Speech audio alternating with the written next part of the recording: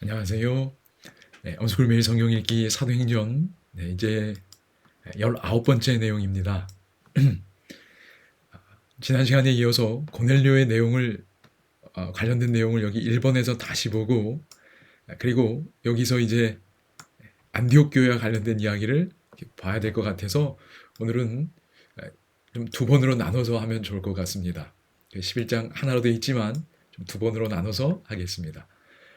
성령의 이끄심은 나에게 실제인가요? 하나님께서 우리를 이끄십니다. 우리에게 중요한 건 뭘까요?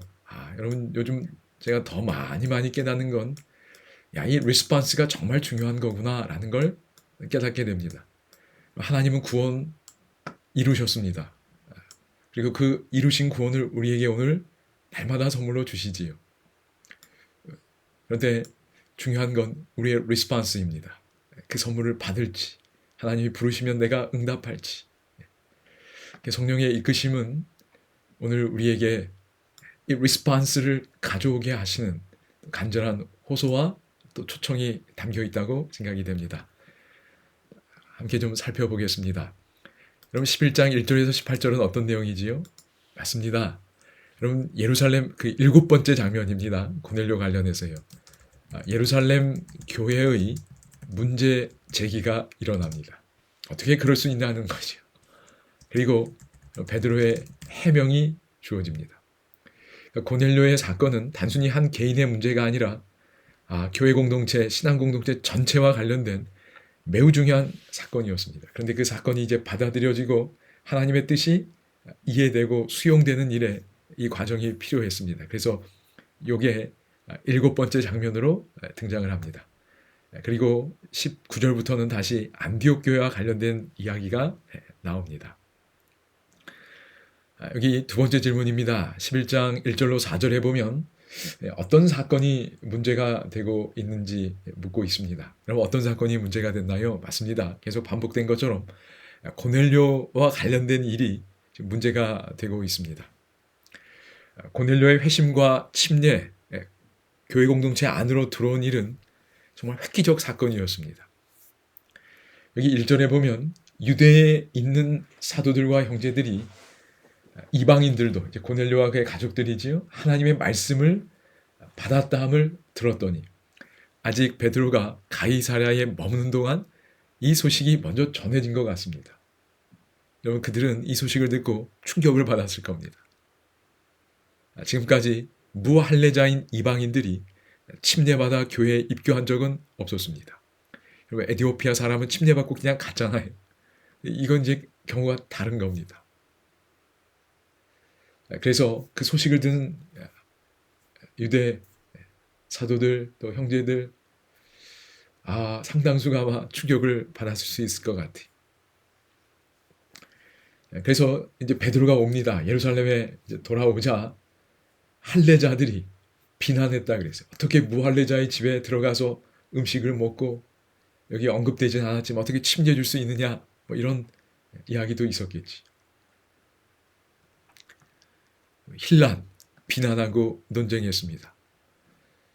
여러분 이들의 주장은 결국 뭐지요? 차이가 유지되어야 한다는 겁니다. 유대인과 이방인 사이의 차이가 이렇게 없어지면 안 된다는 거예요. 유지되어야 한다는 겁니다. 그래서 이방인이 교회에 받아들여지려면 어떻게 해야 돼요? 이방인이 먼저 유대인이 되어야 합니다. 할례도 받아야 되고요. 의식법도 준수해야만 합니다. 아니 그런데 이걸 그냥 무시하고 그러니까 바로 그리스도인이 될 수 없다는 거지. 이렇게 유대인이 된 유대화된 이방인들하고만 교제할 수 있다. 이게 그들의 입장이었습니다.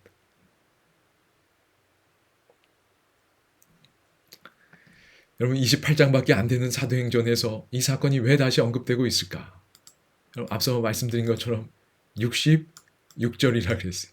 그리고 장면은 여러분 정말 7장면이나 됩니다. 이렇게 단락으로 나누었을 때 굉장히 중요한 사건으로 기록되고 있습니다. 왜냐하면 여러분 이 사건이 왜 이렇게 중요한가?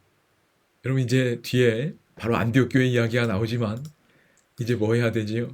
이방 선교의 이방 선교가 본격적으로 진행되어야 합니다. 그래서 고넬료가 교회 공동체 안으로 들어오는 일이 너무나 중요한 거예요. 그 이방인 선교를 지원하고 또 방해하지 않는 그 결정이 여기서 내려져야 했습니다. 여러분 이런 차이를 여전히 만약 가지고 있다면 여러분 이방 선교에 큰 걸림돌이 되었을 것입니다. 사실 그런 문제들이 계속 있었습니다.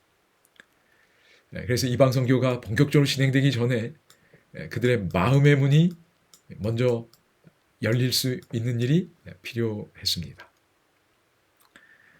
그래서 자세하게 기록되고 있습니다. 이제 베드로가 해명해야 됩니다. 그래서 4절부터 18절까지 베드로가 해명하는 내용이 나옵니다. 환상 다시 이야기합니다. 그리고 어떤 일을 겪었는지 다시 이야기합니다.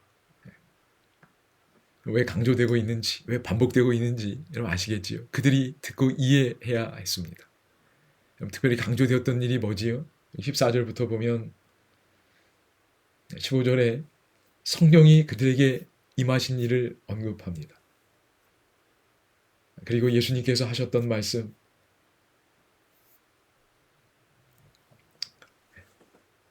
16절에 너희는 성령으로 침례를 받으리라. 예수님이 그렇게 말씀하셨던 걸 여기 기록하고 있지. 그런데 성령의 침례가 내리는 겁니다. 아마 제자들이 이 말씀을 처음 들었을 땐 자기들 혹은 유대인들 그 범위 내에서 생각했을 거예요. 그런데 16절에 기록된 것처럼 성령으로 침례를 받으리라 했는데 이방인들이 할례받지 않은 이방인들이 침례를 성령으로 받는 겁니다. 그렇구나. 이 모든 사람을 예수님이 포함해서 말씀하셨구나라는 걸 깨닫게 됩니다. 그렇게 말씀하신 예수님이 지금 그들에게 침례를 주고 계시는 겁니다.